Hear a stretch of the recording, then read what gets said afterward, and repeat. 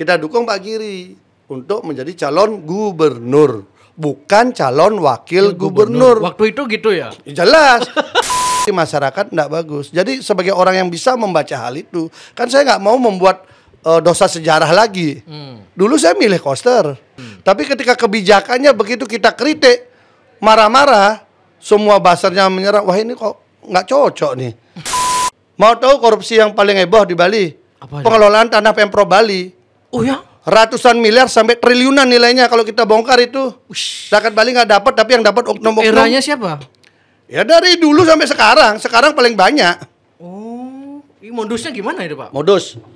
Ini tanah Pemprov Bali di daerah pariwisata. Oke. Kan gitu. Oh berarti Pak Pasek sempat dihubungin, mau dijadikan wakil gitu. Saya Masuk. dengar begitu, benar nggak itu Pak Pasek?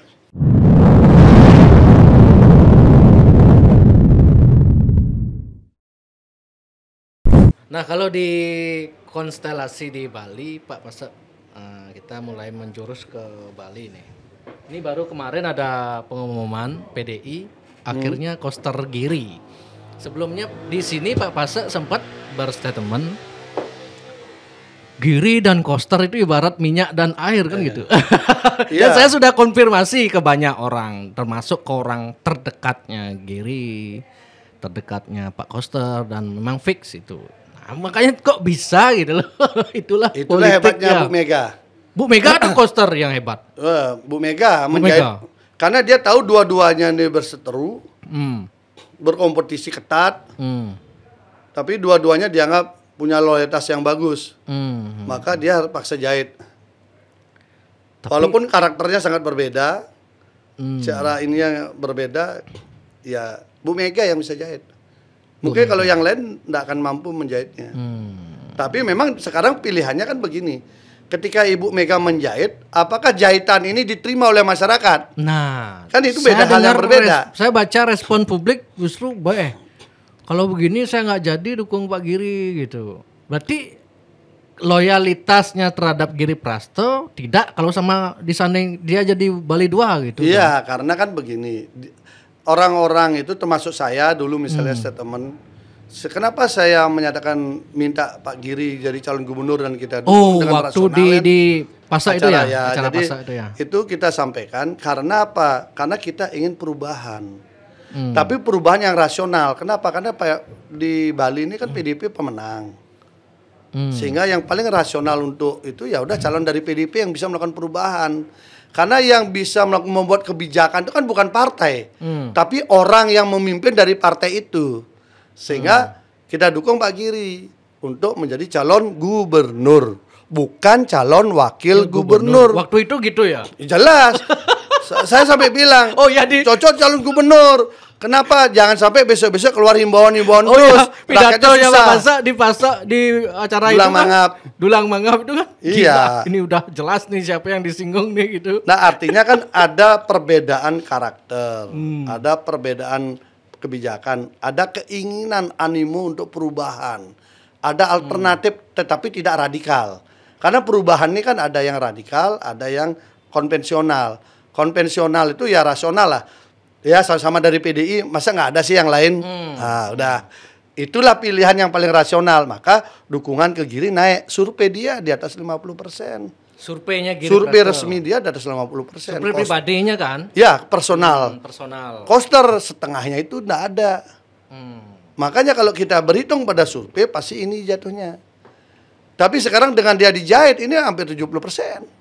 Kalau digabung, kalau kan digabung ditambahkan. Kan tidak matematika. Nah, artinya gitu. Kan? Digabung ditambahkan jadi 70%. Tetapi politik tidak menambah dengan cara begitu. Betul. Ketika digabung yang 20% di atas 50, 50-nya di bawah bisa jadi pengurangan, betul itu. Bisa jadi pengurang. 50 kurang 20 jadi tinggal 30. Itu rasionalnya. Iya. Tinggal 30%. Artinya tinggal 10% saja orang yang suka Pak Giri, rela Pak Giri menjadi wakil. Yang 40% kan orang-orang yang ABK. Asal bukan Koster gitu. Bukan saya ngomong. saya baca di media sosial kan, ada dua versi ABK ini, anak buah Koster atau asal bukan Koster gitu. Ya berarti kan kalau kita ngomong ABK boleh aja kan? Boleh aja. Mau pendukung maupun yang tidak pendukung. Iya, anak buah Koster atau asal bukan Koster. Nah, kalau kita lihat formasi seperti itu, maka hitungannya apakah 20 plus 50-an itu akan dijumlahkan menjadi 70% lebih, atau dia akan dikurangkan menjadi 30% kurang. Iya kan? Kalau realitas politiknya biasanya begitu ya? Kalau iya, karena orang kecintaan orang, pokoknya saya minta Anda jadi gubernur. Tiba-tiba jadi wakil, kecewa saya. Ngapain kamu jadi wakil? Saya pengen kamu jadi gubernur. Mending saya nggak usah. Kenapa nggak usah? Karena yang nomor satu yang dia nggak suka. Iya. Itu problemnya. Itu Kecintaan dia dengan yang nomor dua lebih rendah karatnya dengan kebencian orang terhadap yang nomor satu. Tapi masa PDIP, elit-elit di pusat PDIP nggak menghitung ini, Pak Pasa? Ya, Dan pasti dihitung juga. Pasti dihitung juga. Karena mungkin hitungannya dia yakinnya pasti satu kali udah menang lah. Ini udah pertama rumah kita, jaringan kuat, dua-duanya bersatu kan Hibah gitu. udah merata. Gitu. Ya, gitu. Dua-dua. Sekarang masalahnya Pak Giri semangat apa tidak? Nah pertanyaannya Pak Pasa, Pak Pasa kan selaku di Dulang Mangap juga kan, artinya mewakili orang yang pihak yang mendapat hibah dari Pak Giri Praste gitu. Nah kondisinya kalau begini kondisinya misalnya gimana di organisasi gitu? Enggak, prinsipnya kita kan kalau urusan itu kan urusan dengan pemerintah.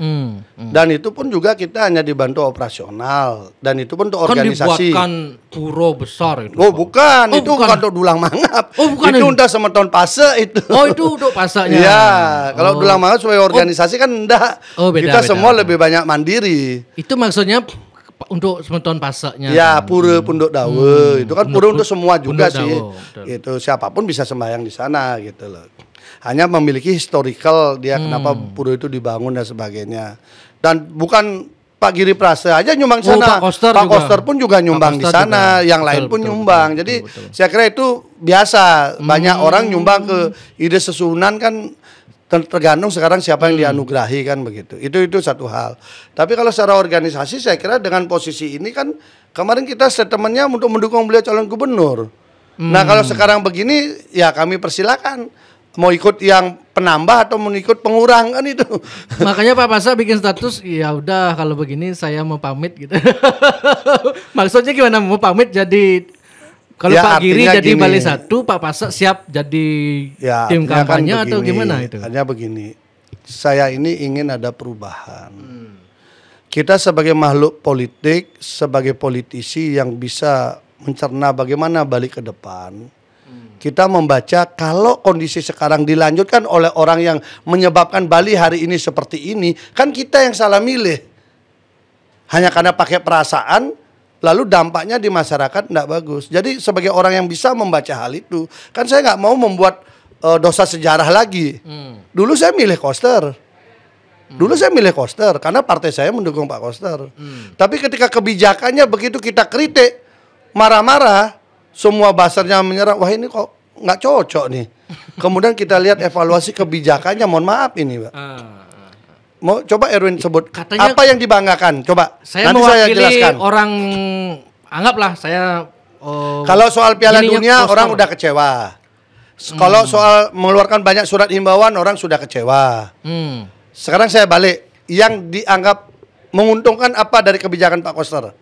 Bali Bandara orang kecewa. Pak Koster katanya politisi yang paling top, linknya paling top ke pusat. Jadi kalau dibandingkan benar-benar dengan Giri Praste jauh gitu. Pak Giri Praste masih skala lokal. Kalau Pak Koster masih lebih gampang melobi anggaran ke pusat. Gitu. Opininya gimana? Opini dulu kan. Opini yang sekarang, apabila Pak Koster menjadi gubernur, apakah dia akan bisa linknya dengan pusatnya dengan Pak Prabowo? Link apa ngeling jadinya? Link apa ngeling? Lain ya, halnya kan, kalau makanya saya mau tanya apa kelebihannya? Oke, satu itu udah saya jawab begitu. Pembangunan fisik katanya. Apakah ke depan dengan pemerintahan Oktober nanti sudah Pak Prabowo Gibran? Apakah dengan kepemimpinannya kemudian di sini Pak Koster itu akan memberikan benefit bagi masyarakat Bali seperti yang tadi Erwin katakan. Rasional kita akan memikirkan itu. Jangan kita fanatisme figur dulu, pakai rasional kita. Itu satu. Sekarang apa lagi? Ini saya kan menyambung lidah Ya. orang aja nih. Ya. Menurut Lola, cuman Koster yang bisa menguatkan desa adat. Sampradaya dihabisi semua gitu. Gimana menurut Pak Masa itu? Saya jawab. Desa adat hari ini semakin kuat apa semakin lemah? Kalau menurut orang-orang ini yang saya dengar-dengar makin lemah. Karena Fakta. Semakin ada banyak undang-undang- semakin banyak ada perda tentang desa adat 4 2019 ya, perda desa adat. Itu justru pelan-pelan itu akan muncul lembaga baru menjadi gubernur adat. MDA berubah wujud. Dia sekarang melakukan pengukuhan, kemudian mulai pelantikan macam-macam. Itu ndak ada dalam konsep perdanya. Saya diskusi dengan ketua pansusnya, itu Pak Nyoman Parte, dia sudah tegas menyebutkan desa adat itu otonomnya. Kalau undang-undang dasar kita otonomnya dia, kemandirian dialah menyebabkan desa adat masih dipercaya. Sekarang tidak, meng-SK-kan pengurus harus dibawa ke MDA. Loh, MDA ini kapan? Desa adat kapan? MDA ini 2019 baru dibentuk namanya. itu menyebabkan Desa dualisme. adat zaman Empu Kuturan udah ada. Menyebabkan dualisme kepemimpinan katanya di desa Ya, adat. banyaklah ribut jadinya. Itu satu. Yang kedua, masing-masing desa adat pola pemilihannya beda-beda. Sekarang dipasarkan musyawarah mufakat. Nggak bisa, ada yang turun-temurun, ada yang karena pemilihan. Kayak di Sumerta pemilihan, maunya nggak disahkan, tapi biarin aja disahkan. Kan nggak benar begitu. Itu tidak menguatkan. Dresta Bali makin kuat gitu. Apanya? Sekarang mau saya tanya. Dresta Bali Sampradaya Hari Krishna itu udah nggak ada. Coba Nggak ada kamu lihat. urusan gitu. lah itu. Sekarang MDA-nya kita lihat. MDA itu ngabisin duit 14 miliar. 14 miliar per Setahun. tahun. Oh, setahun. Setahun 14 miliar untuk kelompok gedung segitu itu. Untuk pembangunan gedung. Nah, untuk pengelolaan organisasi MDA itu untuk gajinya, penghasilannya 14 Benih miliar. Sagung, petajuhnya, penyarikan kegiatan, pakisnya. Ketua pakisnya kan isinya Pak Koster. Dapat semua tuh duit di situ. Ada peraturan gubernurnya. Ada angkanya berapa-berapa semua. Duit rakyat dipakai untuk MDA, dikasih itu, kemudian desa ada dikooptasi. Apa itu memberdayakan? Yang justru saya lihat Eksploitasi. semakin mengeksploitasi dan membuat tidak berdaya desa adat. Kalau desa adat mau berdaya, caranya sederhana. Ikuti zamannya Pak Mantre. Yang dibentuk itu di atas di pemerintah adalah Majelis Pembina Lembaga Adat. Kalau toh namanya MDA nggak apa-apa, tapi fungsinya dia membina agar desa adat itu tercipta otonom dan kemandiriannya. Gimana awik-awiknya, gimana tata praremnya, semua diatur dengan baik, kesukertaannya diatur, biarkan dia mandiri dengan cara dia. Karena undang-undang dasar kita akan mengakui komunitas masyarakat hukum adat apabila dia sesuai dengan aslinya. Kalau sudah diubah itu akan rawan tidak diakui. Dengan sekarang mulai ada MDA, Alitan, Madya, kemudian Agung, semua ini harus dipanggil yang mulia. Ini kan justru membangun feodalisme baru di tengah di mana kita harus semua setara gitu loh. Nah, sudah ngabisin uang APBD, bikin ricuh desa-desa adat. Berapa coba sekarang? Hanya gara-gara SK nggak keluar. Ya. Kalau dulu kan enggak. Posisi MPLA atau MUDP dari yang terakhir zaman Mangku Pastike. terakhir. Itu dia saja dia. Kalau ada pelantikan dia hadir, menyaksikan. Bukan dia yang melantik. Ketika dia melantik itu sudah ada ikatan psikologis. Ini atasan saya, karena atasan saya yang melantik. Kalau desa adat itu yang melantik siapa? Ide Betara, Majaya-jaya di Pura Pusat, di Pura Bali Agung, atau di Trikayangan. Terserah masing-masing dreste dia. Yang melantik adalah Ide Betara, sehingga dia bertanggung jawab ngayah kepada Ide Betara. Sekarang tidak, digeser menjadi pragmatis. Kalau kamu tidak di-SK-kan oleh MDA, kamu nggak dapat bantuan 300 juta. Karena ini syaratnya. Jadi akhirnya terjadi hierarki, dikooptasi lah desa adat, lalu itu dipakai sebagai sarana untuk mengelola kekuasaan politik. Ini yang menghancurkan. Jangan dibalik logikanya. Nggak benar itu. Sangat rasional itu. Makanya kalau kita melihat ini salah. Salah urus. Maksudnya baik, caranya salah. Maksudnya baik, artinya manajemennya yang Ya, kan salah. Ada aturannya itu. Sekarang saya mau tanya misalnya, masalah LPD selesai nggak? Enggak. LPD hari ini banyak bermasalah, ada sentuhan manajemen nggak? Termasuk yang kasus konflik-konflik adat, MDA tidak ada perannya di sana. Jangankan begitu, desa adat punya masalah, nengok aja nggak mau. Jangankan bantu, besok saja tidak. Saya kan kuasa hukumnya desa adat Berawe. Nengok tidak. Datang MDA memecah dia antara prajuru dengan bendesanya. Jangan dikasih ketemu. Kemudian kalau bendesanya perlu surat-surat, suruh bikin surat tertulis. Apa-apaan begitu? Dia masih bendesanya udah diatur begitu. Jadi kita berpikir jangan-jangan ini mainan investor ini. Jadi tangan kanannya investor nih. Kayak kasus Berawe kan begitu. Tanah Pemprov Bali, desa adat minta, nggak dikasih semua. Dikasih 10 hari aja. Investor dikasih 67 hari. Investornya sekarang orang Rusia. Orang asing dikasih 67 hari, desa adat dikasih 10 hari. Bagaimana desa adat bisa maju? Dia nggak punya laba pura, nggak punya laba desa untuk sumber penghasilan dia. Mintalah biar investor yang dapat duit tanah banyak itu bantu membangun desa. Ditangkap pendesanya, dibilang memeras. Ya, ini kan apa memberdayakan? Maaf, kita buka data nanti. Jadi justru yang terbalik yang terjadi. Ini Bali harus diselamatkan. Salah urus. Oh itu dua. Apalagi yang dianggap berhasil. Kalau saya mendengar-dengar sih Pura Besakeh yang fisik-fisik kelihatan. Oke, Pura Besakeh. Berapa triliun duit keluar sana? Triliun. Penataannya bagus. Hidup nggak ekonominya? Belum. Bukannya belum, tidak. Tidak ya. Banyak orang menyesal sekarang. Los yang katanya itu untuk menggerakkan ekonomi rakyat. Yang dijanjiin ini begitu. Akan dibantu macam-macam. Kosong. Jadi bukan begitu mengelola dengan duit besar lalu apa hutang kita jadinya. Termasuk di PKB itu ya. PKB. Mangkrak. Saya mau lihat PKB untungnya di mana. Idenya bagus. Sumber uangnya salah. Karena dia pakai dana pinjaman. Pinjaman dana pen menimbulkan defisit. Kita harus bayar hutang sekarang.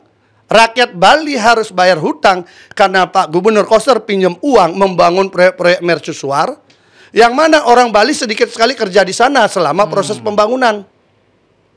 Yang mana toko-toko bangunan di Bali tidak juga dibeliin bahan bangunan sama mereka. Karena kontraktornya orang-orang luar dan sekalian beli semen langsung dari pabrik semen datang satu kapal. Oh gitu ya. Besi langsung datang dari pabrik besi dan satu kapal. Toko bangunan di Gianyar, di Kelungkung, tukang cat apa semua nggak ada dibeliin. Uangnya beredar ke pusat. Luar. Uang pusat dipinjam ke Bali, dipinjam membangun di Bali sebesar-besar. Saya loh yang membangun, tapi yang bayar hutang rakyat. Rakyatnya tidak ikut membangun di sana. Uangnya balik lagi ke pusat kepada kontraktor-kontraktor yang dapat. Tukang-tukang juga banyak dari luar. Paling nanti bagian tembel-tembel batu tabas saja yang orang Bali. Jadi bukan begitu ngelola uang.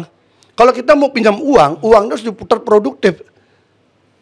Ke desa, pembangunan di desa, gotong royong tukang di desa dipakai.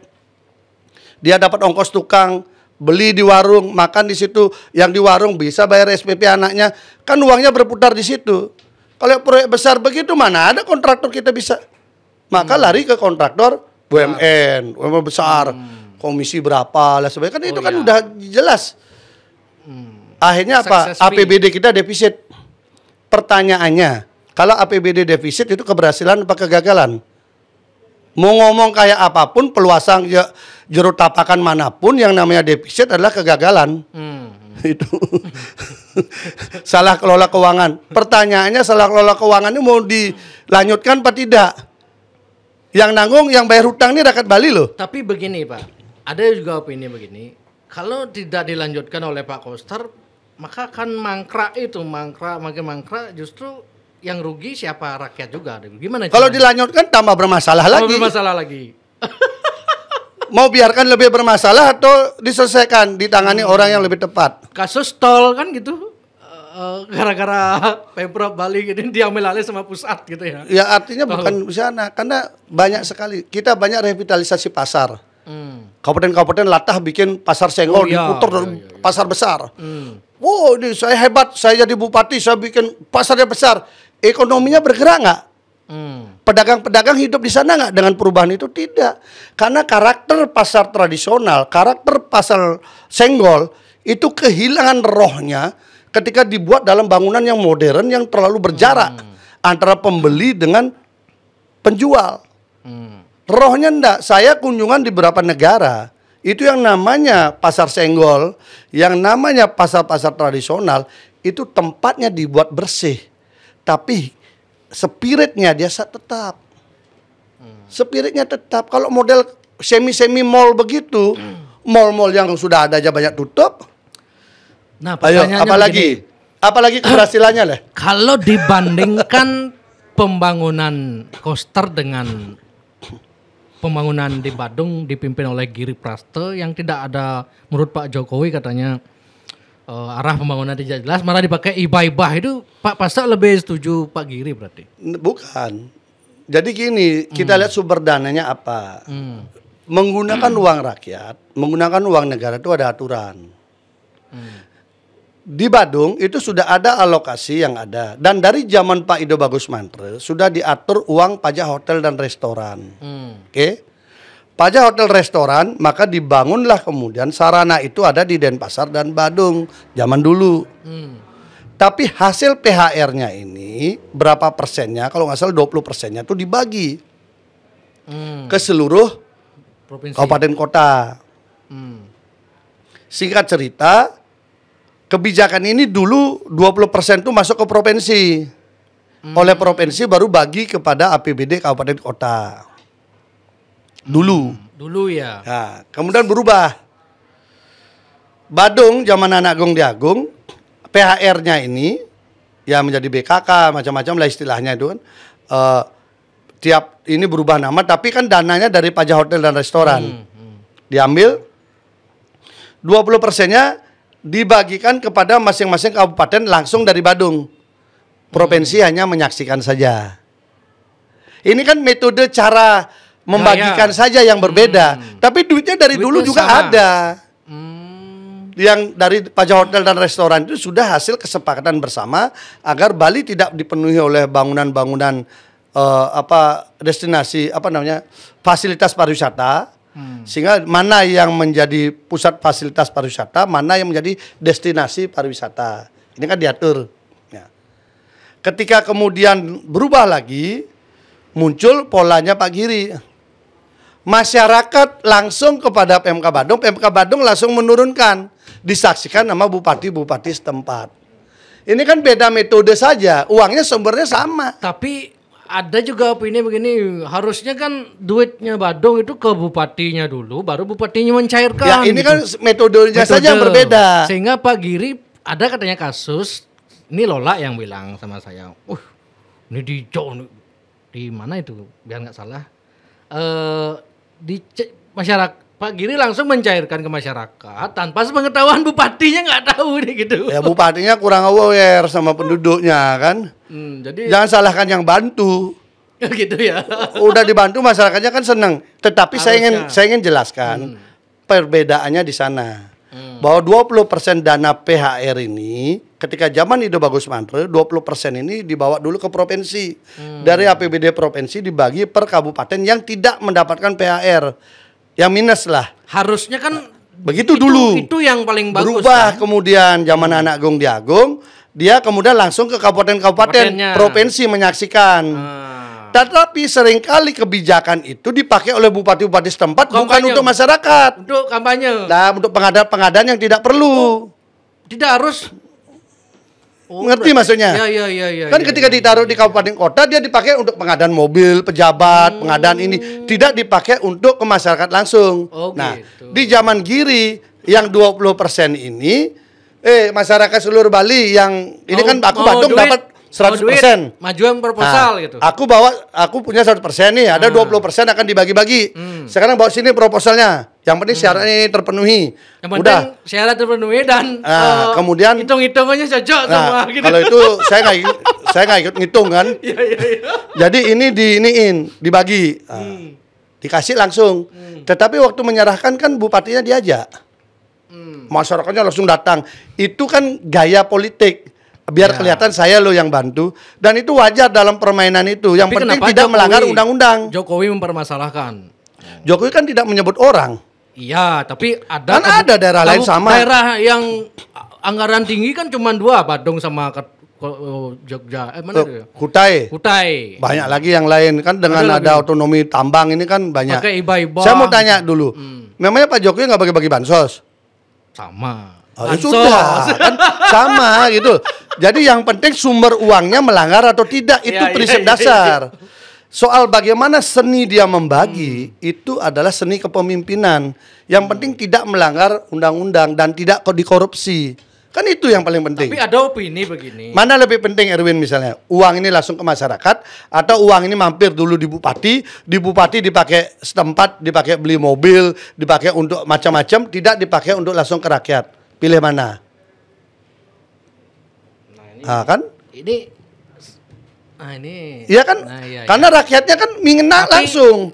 Iya saya setuju. Cuman opini negatif itu yang saya nggak senang. Jadi ketika kebijakan. Jadi misalnya begini, ada cair 1 miliar dipotong sekian persen itu yang saya nggak. Sekarang setuju, kita cek Pak. potongannya itu apa?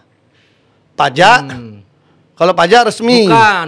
Intinya nggak. Kalau resmi bukan lah. Laporkan Kejaksaan Tinggi. Ini opini lah, saya nggak tahu bener apa enggak itu. Makanya itu yang saya bilang. Yang penting tidak dikorupsi. Nah, kalau itu uang itu dibawa ke kabupaten, bupatinya juga mau maju, dia pakai juga bansos juga, sama aja kan, dipotong juga. Ini kan masalah beda cara aja kan. 20%-nya, misalnya anggap 7 triliun atau 6 triliun, anggap 7 triliun. 2 triliun ini haknya kabupaten kota. Inilah dibagi-bagi. Oh, kan gemeter bagi duit segitu kan. Ya. Ini dibagi per kabupaten, bupatinya suruh bagi. Bupatinya jadi raja juga, dia bagi-bagi juga, sama juga, motong juga. Nah, yang ada harusnya ketika ada pembagian itu, ada pengawasan dari kejaksaan, ada pengawasan dari KPK. Uangnya sampai ke rakyat enggak dengan benar. Itu kan tugas aparat penegak hukum. Ya. Bukan kita. Saya tapi kalau kita asal tidak ada potongan. Nah, karena ada isu-isu miring ini yang saya nggak setuju. Erwin pernah ngajukan dipotong nggak? Belum pernah ngajuin. Kan berarti kan masih asumsi. Asumsi. Kalau asumsi. Pak Butuh Harto udah sering bilang itu. Kalau asumsi dengan fitnah itu 11-12. 11-12 ya. Kalau fitnah itu jadi pidana. Betul. Kan bahaya kan? Bahaya. Nah, makanya lebih baik cari buktinya, dokumennya, laporkan ke Kejaksaan Tinggi, expose ke media. Itu menurut Pak Butuh Harto seperti kentut katanya. Oh, nggak kelihatan, tapi nggak bisa dilihat tuh. Gampang. Tapi baunya kecium gitu. Gampang. Gimana caranya membuktikan orang dapat duit itu? Pasal 2 dan 3 kenakan TPPU. TPPU itu sampai layer ke-7 masih bisa. Oh, ini kalau udah pengacara yang bilang bisa. Ya, Pak Butuh Harto kan sarjana pertanian, dia tanam bibit beda apa. Kalau ini tindak pidana pencucian uang ketemu, Erwin terima uang cash. Nantinya uang itu pasti akan pernah masuk bertransaksi dengan urusan apa. Nggak mungkin uang itu ditaruh semua atau dimakan rayap atau ini. Pasti akan jalan. Itu akan di tracing dia. Tracingnya itu bisa sampai ke-7. Lihat aja yang kasus AKB.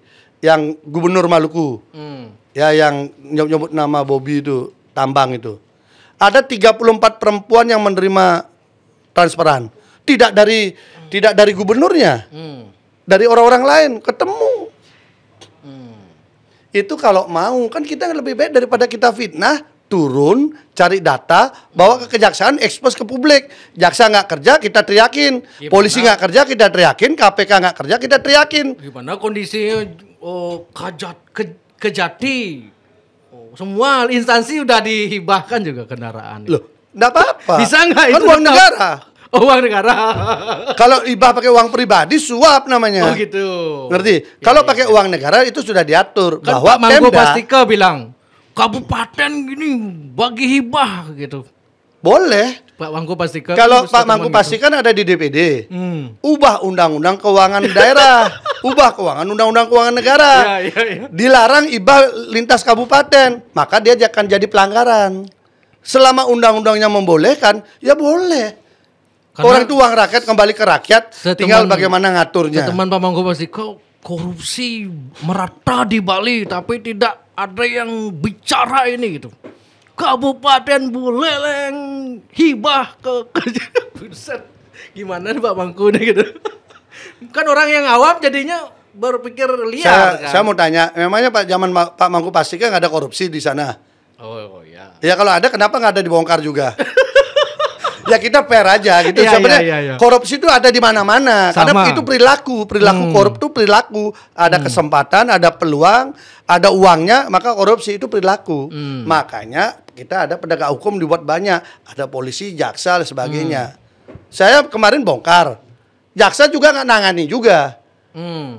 Mau tahu korupsi yang paling heboh di Bali? Apa pengelolaan tanah Pemprov Bali. Oh ya? Ratusan miliar sampai triliunan nilainya kalau kita bongkar itu. Rakyat Bali nggak dapat, tapi yang dapat oknum-oknum. Eranya siapa? Ya dari dulu sampai sekarang. Sekarang paling banyak.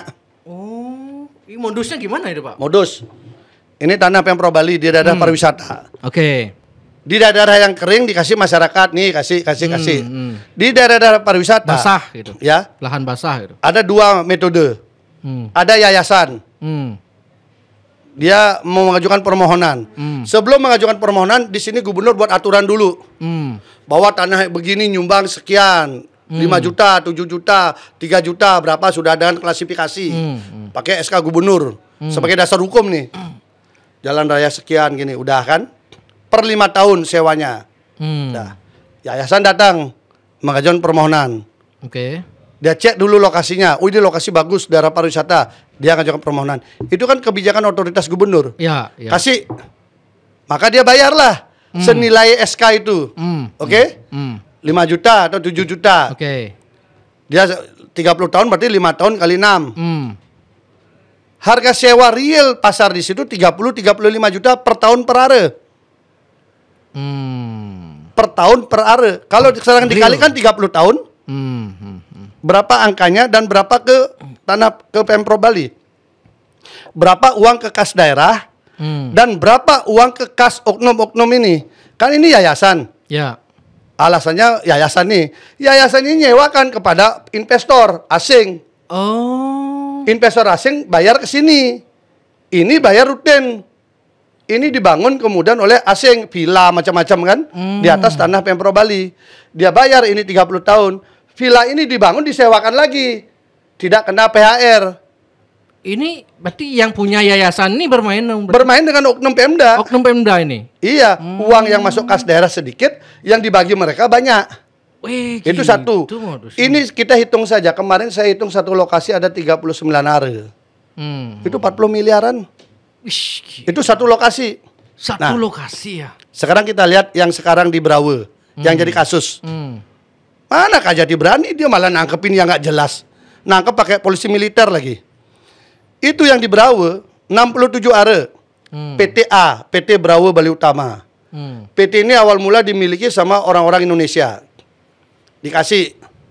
Pemprov mengasihkan dia izin. Oke. Ini kemudian disewakan sama orang Rusia. Caranya gimana? Beda lagi dengan yayasan tadi. Caranya sahamnya dibeli. Jadi publik itu taunya PT Brawe Bali Utama sesuai dengan kontrak. Tapi pemegangnya ini yang mengajukan itu udah nggak ada semua. Ini sudah orang Rusia semua. Sewa apa? Dia jual apartemen 5 sampai 10 miliar. 160 kamar. 1 triliun nilainya. Oke? Bangunan itu jadi 1 triliun. Dengan aset sewa tanah yang murah tadi itu. 5 sampai 10 miliar ini kan keuntungan investor. Tetapi sewanya ini kan keuntungan si pemegang saham bersama oknum Pemda. Ini kalau dikenakan pasal 2 dan 3 plus TPPU, kena semua. Pertanyaannya berani atau tidak Kejaksaan Tinggi? Mengenain semua ini. Nangani ini, gampang pembuktiannya. Kalau saya jadi Kajati udah saya sikat. Saya jadi KPK saya sikat. Selamatkan tanah Bali. Duitnya ratusan miliar.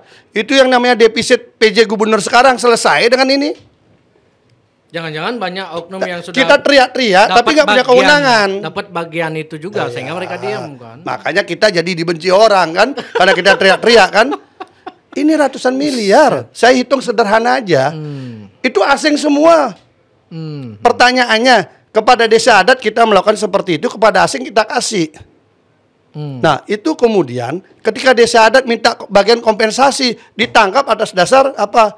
Mempersulit perizinan investor. Katanya yang berita yang beredar minta 20 miliar. Kan, 10 miliar. 10 miliar. Kebutuhan bangunan gedung serbaguna 5 miliar.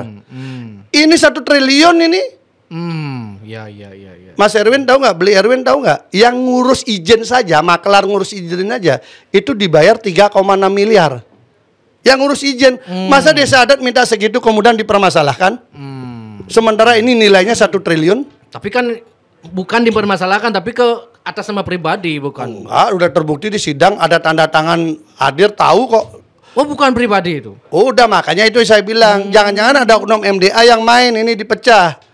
Ketika di sidang, petajuhnya ngaku, kalian petangannya yang bendahara tahu dia. Pernah ditunjukkan. Karena ada investor bahkan kalian Banjar adatnya itu yang ngasih nomor ke desa adat. Tapi seakan-akan ini nggak tahu apa-apa semua. Ini kan ada permainan. Buktinya apa? Polisi nggak diajak nangkep, diajak polisi militer. Masa desa adat kita ditangkap pakai polisi militer? Saya teriak nggak ada yang berani. Nah, kalau hal-hal ini dikatakan memperkuat desa adat, bullshit. Ini cara merongrong desa adat, orang yang vokal disikat. Mengganggu investasi aja, ganggu dum-duman saya aja, kan begitu. Ini Pak Pase berani berarti saya udah pengacaranya kan di mata publik beliau itu kan, wah ini mau koruptor desa adat, jadi opini kan dibangun begitu. Sama Rektor UNUD. Sama. Opininya 355 miliar. Nah, itu Pak setelah sampai sidang 0 rupiah. Orangnya sudah dicopot jadi rektor. PNS-nya sudah diberhentikan. Ketika dibebaskan nggak dikembalikan juga. Jahat kan? Orangnya sekarang udah meninggal. Beliau memang sakit ya? Sakit-sakit? Enggak lah, orang suka olahraga. Dia karateka kok. Kok bisa? Nggak ngerti lah, itu Tuhan lah yang punya urusan. Tetapi jiwa naluri kita yang dengan rasa keadilan, kita nggak mau Bali diperlakukan seperti itu penegakan hukumnya. Anda pilih mana? Uang 100 juta yang ditangkap, yang diskenariokan ditangkap itu, atau yang ratusan miliar itu untuk rakyat Bali? Pilih mana kalau menangani penegakan hukum? Ratusan miliar itu. Logikanya kan begitu. Pertanyaannya kenapa yang ratusan miliar nggak disentuh? Kenapa ngotot yang ini saja? Negara menghadirkan alat-alat perangkat penegak hukum kan untuk bersihkan begini. Nah, ketika kita teriak, ketika kita berjuang seperti itu, kan nggak ada yang kita ajak. Betul. Itu Bali kita tidak dalam kondisi baik-baik. Yang ngomong desa adat diberdayakan itu orang nggak pernah lihat real problem. Ini semenjak kasus itu kan saya ada itu contoh sejumlah orang di adat yang menelpon juga kan. Klien ada, Win, gimana ini Win? Kalau terus-terusan begini, gimana uang penanjung batu, masa kita nggak boleh minta penanjung batu? Itulah. Kalau kita melihat pemberdayaan desa adat, dia harus diberikan otoritas juga, legalitas. Sekarang yang ada, ini aparat penegak hukum nakut-nakutin desa-desa adat. Jangan ngambil pungutan, itu pungli, bisa pidana, Bapak bisa ditahan. Lalu kalau urusan upacara, beban-beban ada dikasih mereka. Posyandu susah, kasih mereka. Stunting, kasih mereka. Semua masalah kasihkan mereka. Ketika pungutan, mereka main di ruang hampa. Penguasa, nggak boleh dong begitu. Kalau bilang mau pemberdayaan, berikan dia mandiri. Sumber pendapatan dia dibangun, kasihkan dasar hukum. Kan begitu. Siap. Nah, harus saya kencang ini. Ngaku-ngaku pemberdayaan desa adat. Berarti intinya Pak Pase tidak setuju koster 2 periode nih berarti. Kalau boleh memilih pilihan yang berbeda. Karena saya tidak mau menjadi bagian sejarah yang bertanggung jawab Bali semakin rusak. Kalau pilihan yang berbeda, misalnya di Gerindra direkomendasikan Pak D Gajah. Kalau Pak Koster dibandingkan ke Pak D Gajah, berarti Pak D Gajah diberi kesempatan gitu atau gimana? Yang pasti Pak D Gajah badannya lebih besar daripada Pak Koster. Apakah itu berkorelasi nanti dengan suaranya? Ya semoga saja kan begitu. Ya kan saya dikasih info sama teman.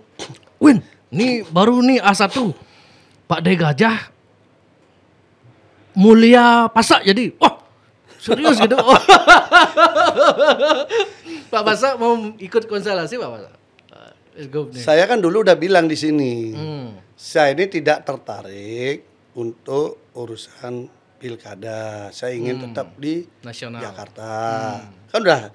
Tapi sempat ditelepon katanya sama Pak D Gajah kan? Dan saya tidak pernah berkampanye masang baliho apapun, sosialisasi apapun tentang pilkada. Oke, itu satu prinsip. Jadi keinginan ada. Keinginan nggak ada. Keinginan nggak ada. Kan buktinya saya nggak melakukan gerakan politik ke arah sana. Tapi ditelepon diajak pernah nggak sama Pak D Gajah? Tunggu dulu, sabar. sabar. Lalu melihat konstelasi yang hari ini, melihat konstelasi hari ini, di mana Pak Giri tidak bisa menjadi calon gubernur, beliau hanya jadi nomor 2, dan permasalahan-permasalahan yang ada itu akan masih tetap dilanjutkan oleh Pak Koster. Maka saya berpikiran harus ada 2 kemungkinan yang terjadi. Kotak kosong. Kalau ada kotak kosong maka saya akan kampanye untuk kotak kosong. Seperti halnya pemilihan wali kota Makassar. Kotak kosong menang sehingga pemilihan diulang lagi. Itu satu. Yang kedua, kalau ada lawannya, maka saya akan mencoba mempertimbangkan lawannya ini untuk memberikan opsi-opsi pemikiran apakah dia setuju untuk memperbaiki Bali itu seperti A, B, C, D, E, F, G. Nah, kalau itu kemudian terjadi, ya sudah pilihannya saya di sini. Kalaupun dia kalah karena jaringan, karena timnya baru, apa macam-macam lah ya, surveinya rendah, macam-macam kalah, tetapi paling tidak saya tidak bertanggung jawab terhadap kesalahan pilihan. Karena Pak Pasak memaksakan diri menyuruh masyarakat memilih itu gitu. Padahal ya artinya kalau saya akan memilih alternatif daripada melanjutkan yang defisit. Kalau ini kan sudah pasti defisit. Apakah dengan yang baru tidak defisit juga kan? Kalau yang baru ini bisa defisit, bisa tidak. Tapi kalau yang ini hasilnya sudah pasti defisit. Kan itu pilihannya. Di sini bisa defisit, kan bisa ada tidak. Evaluasi Pak Pasak. Ya tapi evaluasi bagaimana mau mengevaluasi itu? Justru kalau ini jadi, maka akan dinamika kita akan bagus secara politik. Karena mayoritas itu PDIP, pemerintahannya dari yang lain. Justru sehingga pembangunan Bali sulit katanya. Akan ada saling koreksi sehingga saling ingin membuktikan yang terbaik di mata masyarakat. Tapi kalau menyatu, partainya kuat, gubernurnya kuat, kong kali kong semua. Enggak, maksudnya kalau beda partai begitu saling tunjuk kesalahan jadi. Enggak. Ini seperti dalam demokrasi enggak. Kasus saling evaluasi ya. Kasus di waktu zaman Pak Mangku Pastika jadi gubernur, wali kotanya PDI itu saling tunjuk itu Pak Mangku gini, Pak Mangku, oh itu wali kotanya enggak apa-apa. Tapi kan berjalan. Cuman ribut-ribut nggak ada hasil jadinya. JKBM gitu berjalan. Sekolah Bali Mandala berjalan, si Mantri berjalan. Tidak biarkan, enggak apa-apa. Dalam demokrasi jalan mulus itu salah. Kalau jalan mulus itu adalah jalan kekuasaan otoriter. Tapi secara yang namanya jalan demokrasi itu jalan berliku-liku dan bergelombang. Sehingga buktinya, kolesterol pecah itu loh. Mata Bali Mandara dulu yang sempat susah itu akhirnya terwujud juga kan. Ya artinya bisa berjalan saling koreksi itu saling koreksi itu akan mencerdaskan rakyat karena rakyat akan ikut sama-sama berpikir sehingga dia tahu mana pemimpin yang amanah, mana pemimpin yang ngangguang kena negarawan sejati. Di situ mana yang memikirkan masyarakat, mana yang ingin dirinya saja. Biarkan, makanya kita ini harus terbiasa, Win. Kita kritik pejabat biasa saja, yang penting yang dikritik kebijakannya, jangan pribadinya. Jangan figurnya yang kita kritik. Itu nggak boleh. Betul. Jadi tapi kebijakannya mari kita kritik. Nah, itu yang membuat kita dewasa berdemokrasi. Dan bagi saya, kalau Pak Koster dia dengan Pak Giri, maka saya akan coba memperkuat yang satunya. Bukan untuk apa-apa, keseimbangan demokrasinya biar rakyat tuh punya pilihan lebih banyak. Yang satunya itu maksudnya ya kalau lawannya, ada. Ya, lawannya. Kalau ada kotak kosong kita perkuat. Kalau ada calonnya kita perkuat dengan posisi apapun kita akan perkuat. mau jadi tim sukses, mau jadi apa, pokoknya kita bantu memperkuat dia. Apapun dia posisinya gitu loh. Soal menang kalah itu biasa. Bahwa ikhtiar berjuang menyampaikan kabar, pilihan, ide, gagasan itu wajib. Jangan mau bertanding biar menang saja, aturan diatur, semua itu nggak boleh. Jadi saya kira itu. Jadi siapapun kita bikin biar dinamikanya hidup, tetapi persahabatan, persaudaraan kita jaga. Jadi ya silakan kalau Pak De Gajah misalnya didukung, ya kita akan beritahu dia. Karena selama ini Pak De Gajah dukung Koster juga. Nah itu yang membuat saya agak kurang bersemangat itu kan. Kalau Pak De Gajah memang maju konstelasi lawan Koster Giri, ini seperti kurang gimana itu saya lihatnya. Karena dulu Pak De Gajah kan mendukung beliau Koster 2 periode kan. Tapi bisa juga itu bagian pada testing of the water. Jadi dia ngetes gimana kira-kira saya kalau puji begini. Kan seringkali begitu. Kayak Jokowi bilang, oh enggak, saya enggak akan itu, tapi ternyata ke sana gitu loh. Karena dia bisa melihat gimana reaksi. Kan kita nggak tahu taktiknya Pak De Gajah kan menyampaikan begitu itu retorika. Apakah bagian daripada strategi atau kebenarannya memang begitu? Atau memang realitas politiknya kan memang biasa dinamis gitu kan. Dulu begini, sekarang begini. Dulu Prabowo jadi lawan, sekarang kawan, itu kan biasa begitu kan. Ya kan biasa. Cristiano Ronaldo kadang-kadang di MU, besok di Real Madrid, Piala Champions ketika MU lawan Real Madrid bertanding kan tergantung sama seperti Suyaso di Badung kan. Dukung Giri Prasa jadi gubernur Bali, sekarang lawan PDI di Badung. Ya kan pilihannya begitu. Ya. Yang penting makna lawan ini adalah makna kompetisi, bukan pertarungan gitu loh. Okay. Jadi Pak De Gajah dengan siapa ya udah kita dukung itu. Siap. Oke Pak Pasa. Terima kasih diskusi mungkin. Hanya mudah-mudahan Pak De Gajah mau menerima saran-saran kita juga kan gitu. Oh berarti Pak Pasa sempat dihubungin mau dijadikan wakil gitu. Saya dengar begitu, benar nggak itu Pak Pasa? Intinya pilihannya adalah di sana. Biar ada pilihan. Karena demokrasi intinya adalah ada beberapa pilihan. Nah, jadi kita dukung biar ada pilihan. Kalau nggak ada pilihan kan demokrasi kita mati. Partai banyak untuk apa? Kalau nggak mampu menelurkan pemimpin, kan tugasnya partai melahirkan pemimpin. Jadi kita ini kan lah support lah. Siap. Oke Pak Pasa, terima kasih. Kita tutup. Om Santi Santi. Om Santi Santi Santi Om.